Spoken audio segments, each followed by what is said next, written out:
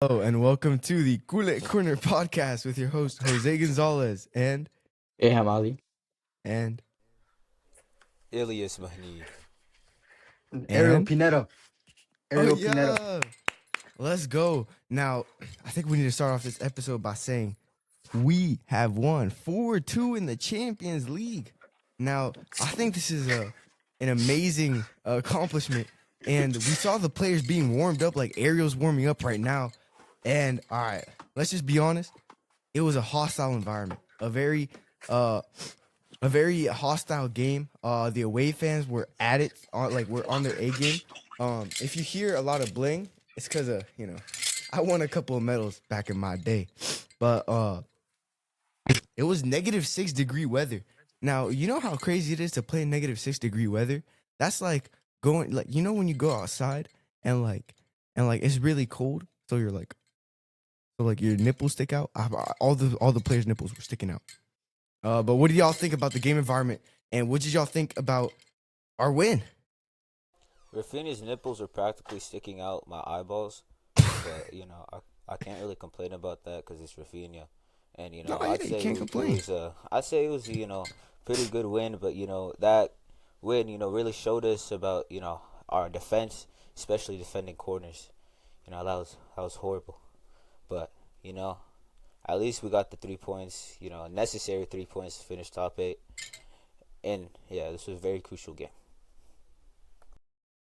On a No, yeah, on a more serious note, right? I think coming into this game, it was anticipated that it was going to be very, very difficult in an away environment like Slavia Praha, and in a game where, like you said, the temperature was very, very cold. Like you can see the grass is pretty much frozen over, right?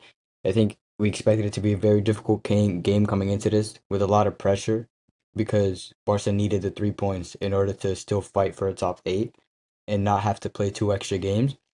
So I think coming into this game with a lot of pressure and a difficult environment, we knew it wasn't going to be an easy game, and we saw throughout the whole 90 minutes that it was not an easy game. Slavia Praha did give us a challenge, and they kind of exposed some of our weaknesses and some of the problems that we have in the back, such as not being able to defend set pieces because we don't have an aerial threat, right? We don't have like a tall presence in the box in order to defend corners or set pieces. And I think they kind of exposed that during this game, but we still managed to fight through and get the 3 points to help us fight for top 8. no, yeah, and that's something we saw across the entire game. Now we came into this game without Lamine Yamal or Ferran Torres. Now those two are key players in our team, and I think that Ferran absence actually caused us probably the most direct effect because we'll talk about that in a second. But as you said, Aham, it was a must win, and we have executed exactly what we needed to do. Now, I think, right, what hyped up the team, because you don't go into this type of environment and not be hyped up. So we actually saw the team listening to SD Kid before walking out on the pitch. So you could hear players like Ter Stegen, who's gone now, the ghost of Ter Stegen, singing "Blacked Out Like a Phantom." Blacked out like a phantom. And I think the entire team was blacked out like a phantom because they played lights out today. And honestly, I think they played pretty okay. Blacked out like a phantom. Blacked out like a phantom. Blacked out like a phantom. Blacked out like a phantom. Yeah, so as a current professional, this is currently in my playlist. I actually listened to this. I'm actually listening to it right now, mid game. I just got two-footed. I'm listening to this, help me recover. As a current professional, this is the type of stuff that we need. This is the new technology that came out, and it just enables us to get to the next level. Blacked out like a phantom. Now, we saw the first goal come in off of a corner. We talked last episode about Barcelona's head game. Now, I think their head game has decreased because how are we losing a corner to an irrelevant team? Now, sure, it maybe Barcelona's head game was overhyped last episode, but it highlights the lack of and like the gaping hole that Barcelona have in their set pieces. I think out of any play, set pieces are the play that they've conceded the most from, other than goals from open play. But I think even those are pretty like similar because Barcelona's set pieces, especially in the corners, they're just not good. They're not there. Well, I don't know Yeah, what I you guys think think of that. yeah, yeah, I think Barca are just very bad at defending set pieces. I mean, the first goal I would say came from a mistake from De Jong. Wasn't really fighting for that ball to try and clear it out, and it resulted in the other team scoring. The second one was Okay, Lewandowski was blacked a out like a Levan phantom.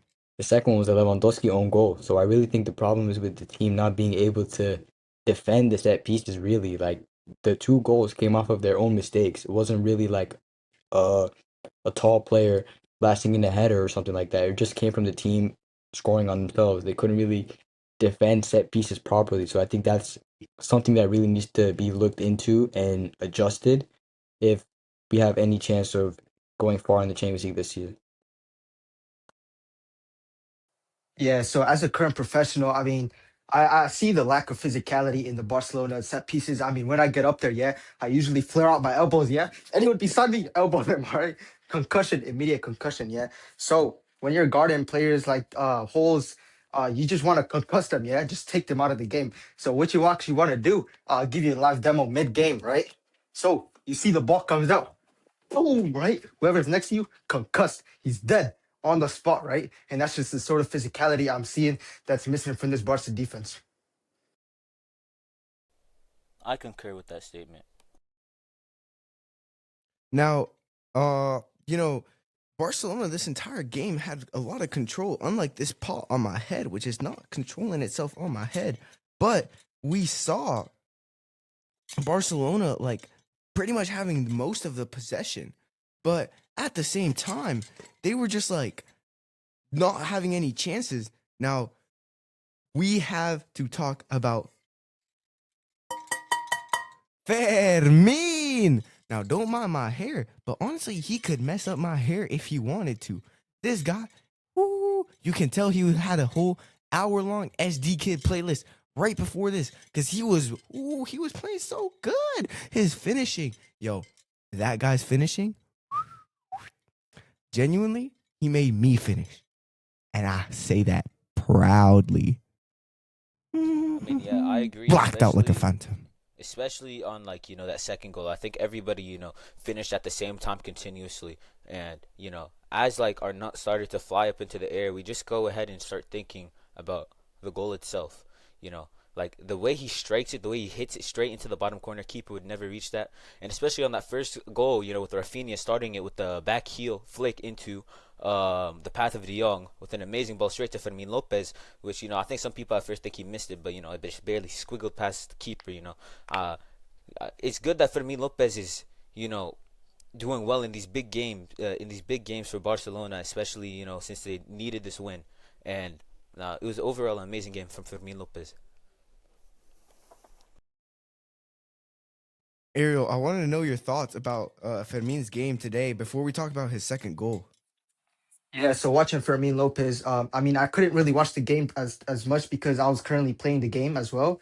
So I was actually playing the game, and on one hand, I was watching the Barca game, and I was also cooking up the other opposition's team. So from what I saw, Fermin Lopez, he had a few good shots, a few goals. He kind of reminded me of my performance as a captain as Man City. Some absolute bangers by Fermin Lopez. The only thing I question is, can he find consistency in finding these goals? Because obviously, getting a few bangers is good, but can you be consistent with the bangers? Yeah, and then actually talking about being consistent with the bangers, um, we have to talk about his second goal. Now that comes after um another just straight up golazo. I mean, this guy Fermin, his finishing, his bangers, bro, genuinely, the way he just puts the balls to like all the way to the back. He just really just pushes them in and just has a lot of power on those balls. Now, we've seen his shots before. His shots can reach really high up. Now, this guy strokes his balls really well, so his shots go really high up, and no keeper is stopping that. And then this guy Lewandowski, again, we're seeing the Barcelona like lack of depth really showing here. He there's a corner and Lewandowski heads it into his own ball. Now, I know Lewandowski just loves giving head to balls, but at the same time, there's a point where you you need to realize that like sometimes when you give head to balls, you might also be harming yourself. Now, this guy Lewandowski, he takes balls really well. We've seen his finishing, especially in the Madrid game. This guy Lewandowski, he can really finish on the balls, but at the same time, I think his ball handling sometimes he gets a bit confused and maybe he starts like touching his own balls where he's not supposed to, and that's what we saw today. Now he became one of the few players to score an own goal and a goal, but we'll talk about that later. I want to know your guys' thoughts on Lewandowski's ball touching ability. So that was like what I'd say is, like he hit it into the wrong net. That's practically like saying, I just want to jack you off, but instead he actually sticks it in. But you know, he made it up for it later, and now this guy's a gaffer. Yeah, Ayham, what do you think? I think it's really because Coach Ariel really wanted him to, show some solidarity to the other team. So he really told him to go easy on them and score an own goal. So I also think another reason is because he wanted to be on that, small list of players that scored an own goal and a goal in the same game. And I also think an additional reason why he told me this in a call last night, right after the game, he said that he doesn't really like Coach Ariel and he wanted him to get sacked. So he really scored an own goal in order to try to get him, you know, off the team, try to get him sacked, and then like he felt bad for him because that was his, Blacked out like a phantom. that was really his only way of income, right? He was gonna be like a homeless poor man on the streets. So he went and he scored a goal to like, save his job, you know what I'm saying? So I think the own goal was really just, he meant to do that. He did it on purpose. He really wanted to come off his back so it looked like it was an accident, but it was all really calculated, Ariel, are you it was really gonna really. take that? Aham just called you a washed chud. Honestly, 3 UCLs for me, zero for the rest combined. Yeah, respect. All right, respect, respect. Lewandowski, he's a fraud, man. He's a prick. I told him, yeah, defend the corners always, or mark your man. This guy, what he does, he scores an own goal. Yeah, I decided not to sub him off because it was a good leadership decision. Right, I told him, you better score a goal or else I'm selling you to Saudi immediately. Right, start learning Saudi. I mean, start learning Arabic. Right, he comes in, he redeems himself. That's the type of mentality I get out of my players week in, week out. I like to have them have grit, determination to bounce back from adversity. Now, Ariel, Coach Ariel, I wanted to know your thoughts on like I heard some people calling you the special one. How do you think that being called the special one affects players with high egos like Lewandowski or Lamine Yamal? To be honest, fans call me all sorts of things. The greatest manager of all time, the chosen one, the special one. Um, all of this, it just doesn't affect my mentality. Because I know what I'm gonna do. At the end of the day, I accomplish my mission. No one could get in my way. And players like with ego, like Yamal, I have no place for them in my team. You show a little bit of ego, you're off to Saudi. All right, I'll ruin your career just like that. Yeah. That's great words from the second best manager in the world behind Hansi Flick. Now, we need to talk about devastating news, which we'll talk about later. But Pedri came off injured in the 60th minute. Now, we'll talk about that more in detail later. But who came on for him? None other than Dani Olmo. This guy, every time we need him in a game and he gets subbed on, he is our super sub. If you guys know ball, you know Luke de Jong in the 22-23 season. If you know ball, you know who he is. Now, this guy, Luke de Jong, he finished every time in the last minute. He edged us the entire game and made us finish. Now, Olmo is like that. This guy scored a crazy banger. Now, I'm telling you, this guy, he just got the ball. He took a little touch right into the top corner. You haven't seen people do this like since me, essentially. And I used to play in the 70s. I know how it was like back then. But like this guy, he curves the ball so well. And actually, I think he's similar to Lewandowski in the way that his balls just curve. And I think, we saw this in the Espanyol game as well. I, I think everyone's balls at Barcelona, they've just grown. And honestly, I like the way they touch them. Quite frankly, the way that ball curved, it's kind of like the curve of my shaft. And as I was saying,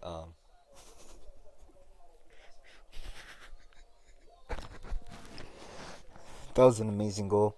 Um, yeah, it put us in the lead, and I mean that's what tactical substitutions are used for. They're used so you can, go ahead, become better in the game. And, as Pedri came off, Hansi Flick knew who would be the best for this situation to sub on. And he made the right choice, which allowed us to go into the lead. Yeah, so Hansi Flick, he rigged me up before the game. He was like, "Yo, Ariel, I know you're the greatest coach of all time, greatest manager of all time. What is your input? How could I break down the Slavia Prague team?" I told him the system to set up. At first, he didn't want to use it. That's why you guys, Barcelona, started losing early on. But then he listened. Yeah, he listened to my tactics. He shifted into my system, and that's when you guys came and did the remontada. See, the Fermin Lopez goals, they were in luck. They were your system. They're all calculated, and it's all part of the system.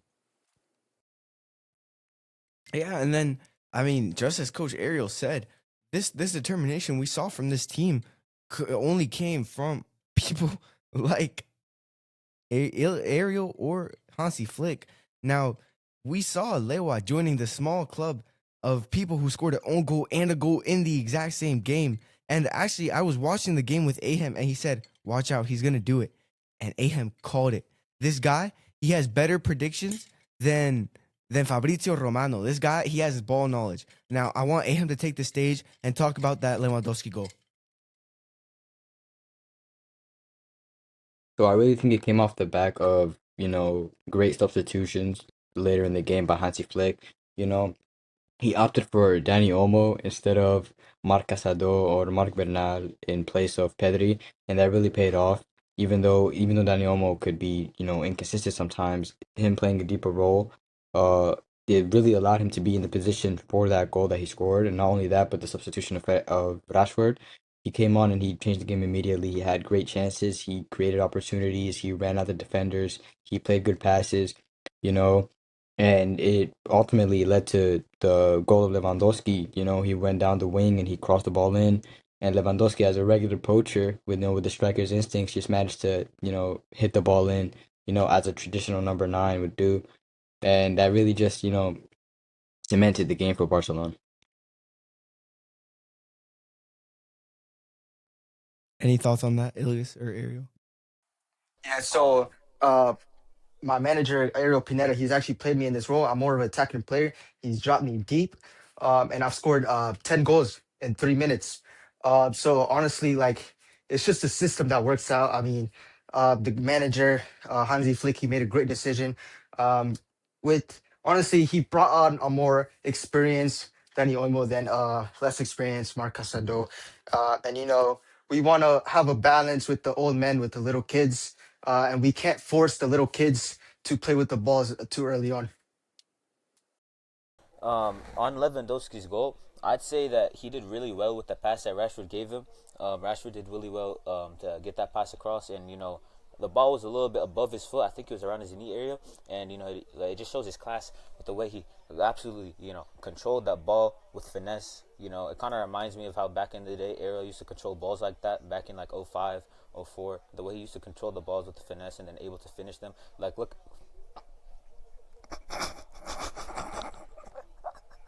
not like that, Yeah, but he's getting a bit old. nah, But nah. And I it's think fine. Alias, I think that analysis was like pretty okay, blocked out like a phantom.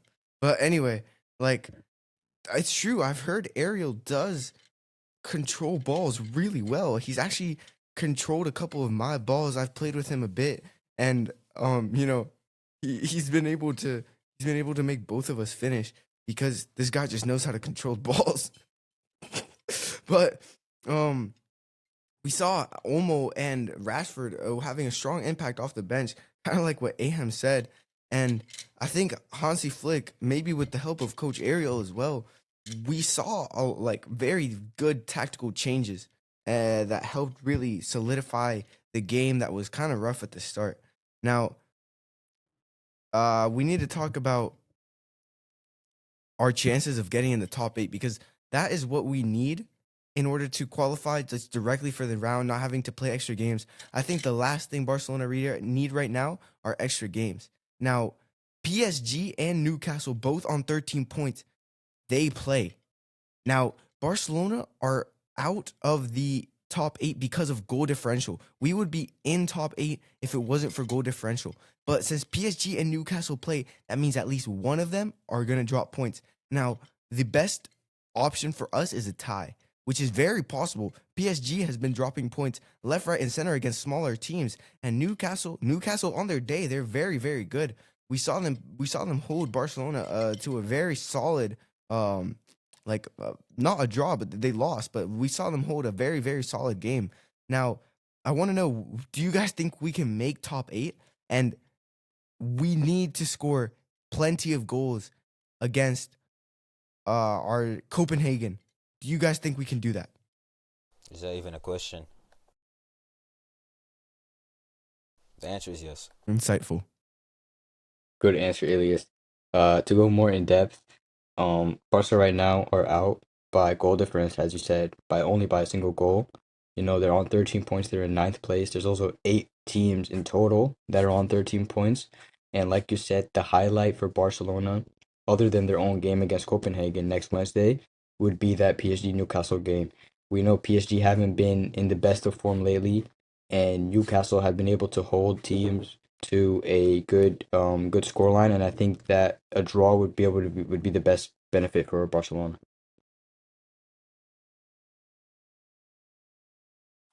Hey, we will be there, all right? We will be there. That's all I gotta say, to be honest. I mean, I can see how a small club like Barca wants to reach the heights of Man City, making top 8 in the UCL League phase. But I believe in Barcelona. I believe in the ability to beat Copenhagen. It should be an easy game, to be honest. It doesn't matter if you're away. It doesn't matter if they ship you off to China to play some random dirt patch. It doesn't matter. I see Barcelona coming. Into this game as clear favorites. They should be winning this game comfortably and easily qualify to top 8. Yeah, I mean, I think we are in the prime position to qualify top 8. We are currently in 9th, meaning we're one position away. We just need to score against Copenhagen, and we took Rooney Vardaji off of them, which is they're probably their best player. So I think we're pretty good. Now we need to talk about a very, very serious topic. Pedri came off injured in the 60th minute. He's out for a month. He has a small tear in his hamstring, and he misses the UCL game against Copenhagen and a lot of league games and the Copa America. No, I was wearing a pink sparkly thong watching the game, and I got so mad. This is what happened to it. I ripped it. My pink sparkly thong is gone. And now I don't know what to do, because what are we going to do without Pedri?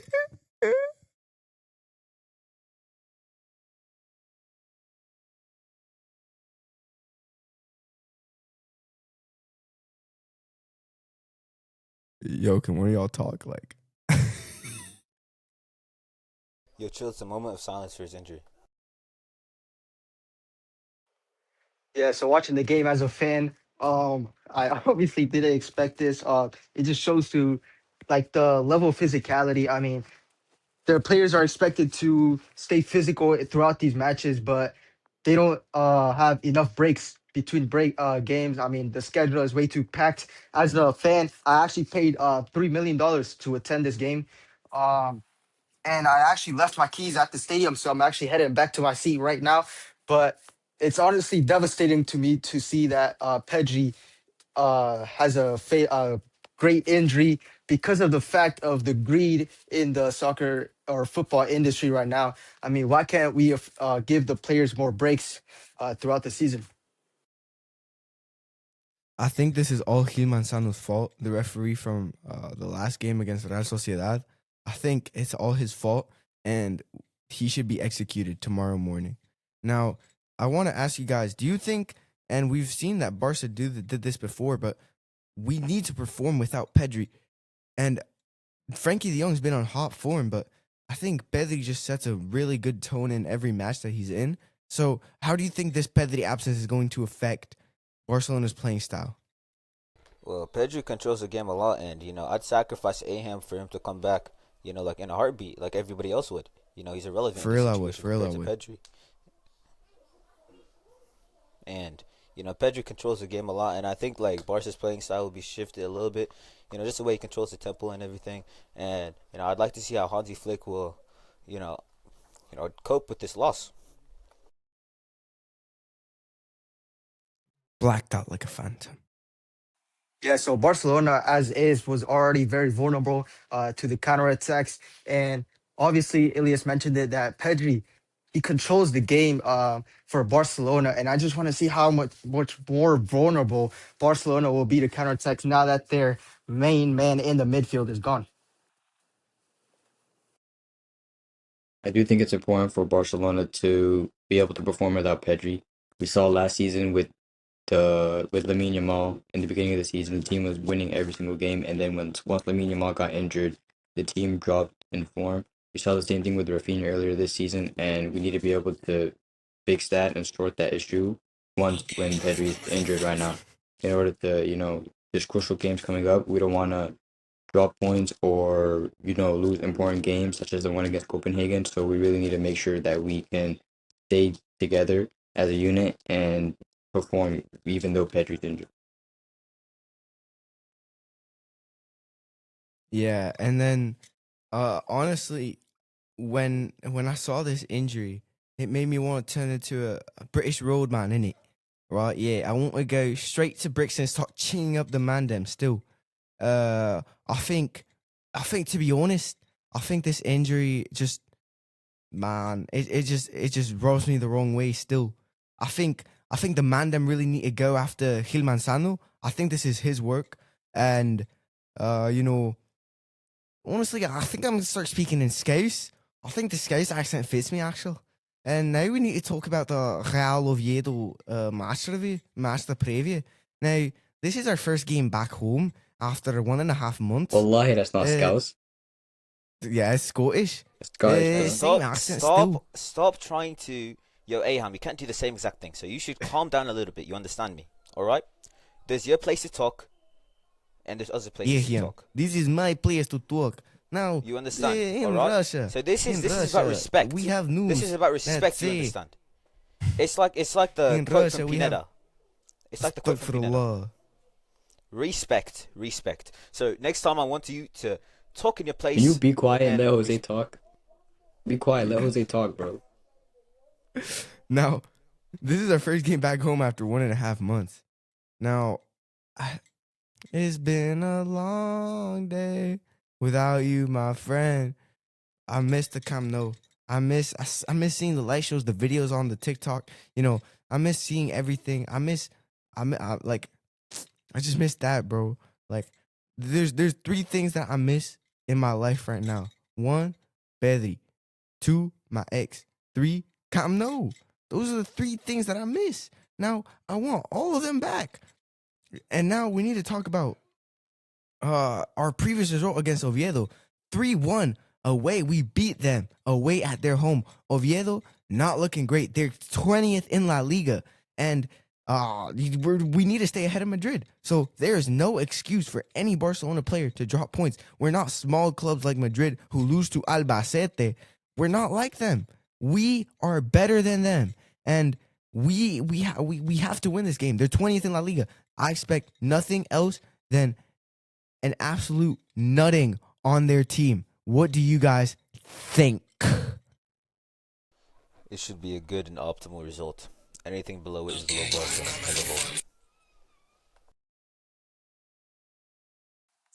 Yeah, so actually, if we break it down from a philosophical way, to be honest, Barcelona should really control this game. Uh, I see Barcelona coming away with this game very well. So I know Pedri is missing, but I know Hansi Flick, he is the right man from the job. I know he will not disappoint in. I know he will not disappoint in replacing Pedri in the midfield. And in the midfield. Dani Olmo, we saw him doing well in that midfield against Slavia Prague. So we know he will be able to replace him. We know Barcelona is not like that small, thin club like Real Madrid. He will not lose against Albacete. We know Barcelona is a big club. They shown it in the history. They showed it currently. Barcelona is a big club, and they do not lose against these small clubs. And Barcelona will show again why they are the best team.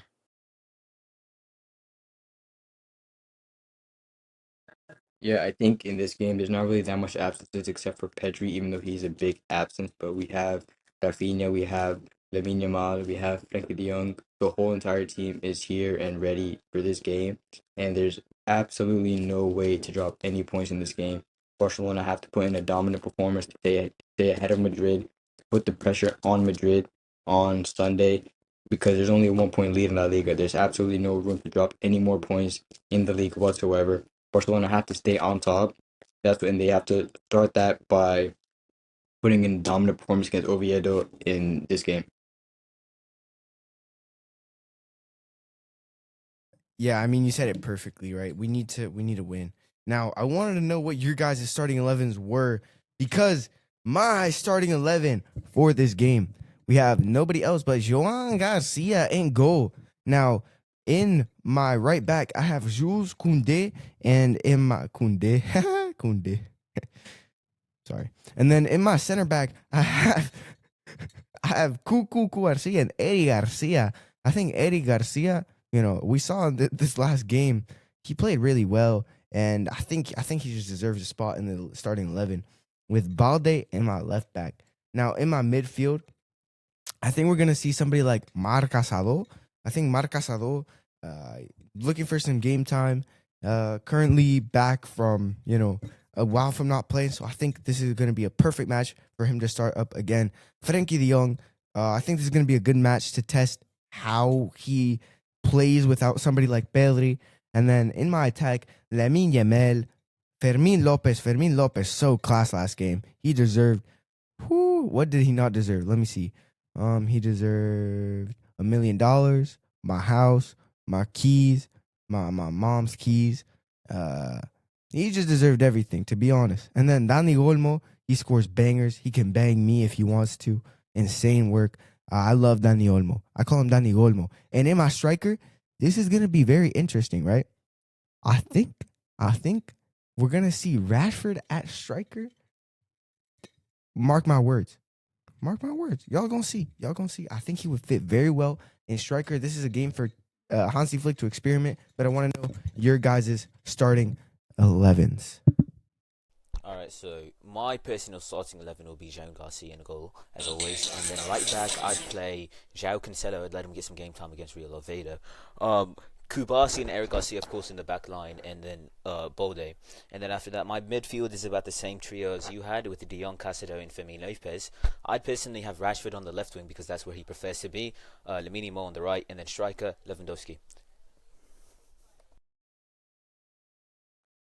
Okay, so I don't know how you didn't mention Rafinha there, Ilias, but my starting I 11 let is him going to be rest, Joao. bro. Calm down. My Yeah, I starting let him 11. rest too. Ayham, no ball knowledge. This is why Ariel is always gonna outcoach you.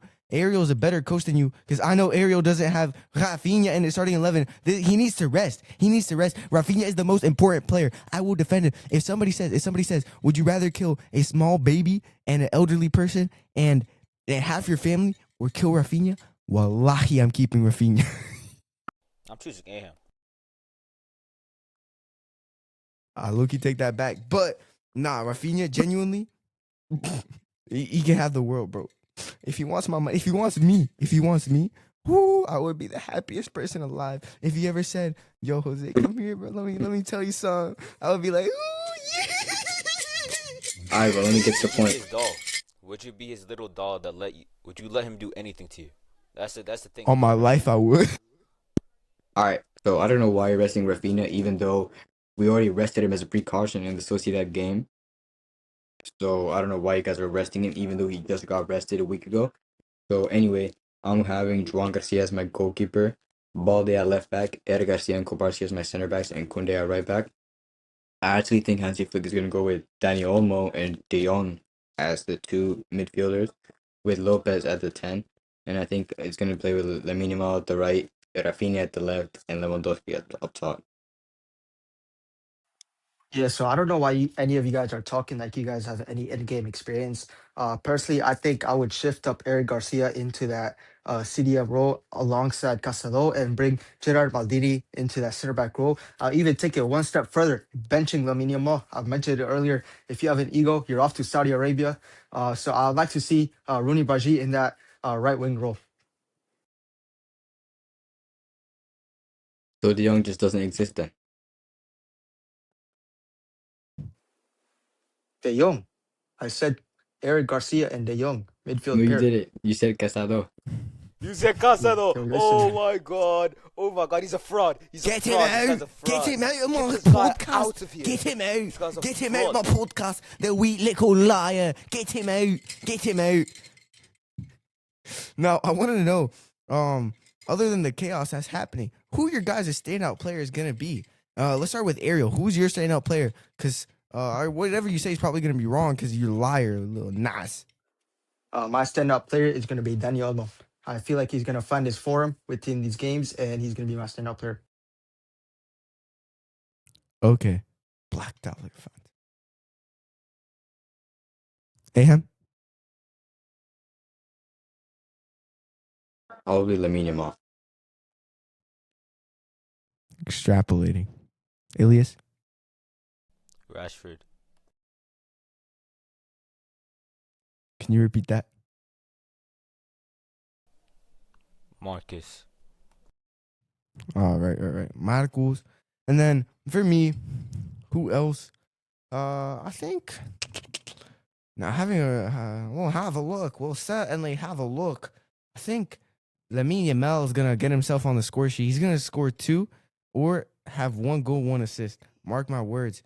And then my score prediction for that game, it's gonna be a very, very comfortable 4-1 win.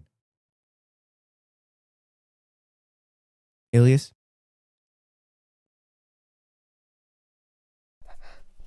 Yeah, I'd also say 4-1. I would say a 4-0 win. I'm going to say a 5-0 victory.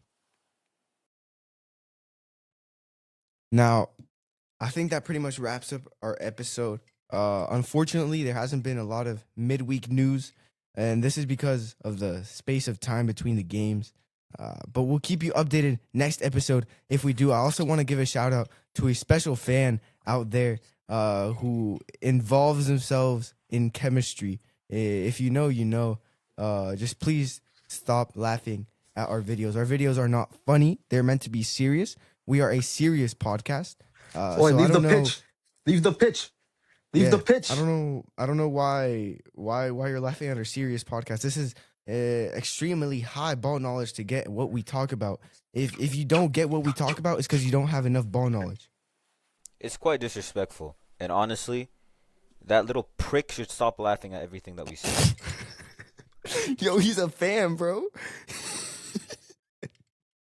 Nah, if you mess with chemistry and your name start with C, you a real one. I like that. Now, make sure if I didn't mention you as a real one, you're still a fan, make sure to like that video, hit that subscribe button, and we'll be back next episode with maybe some more takes from Coach Ariel. Leave the pitch. Thank you Leave guys the pitch. for watching the Come on, Culer come on. Corner podcast. More takes.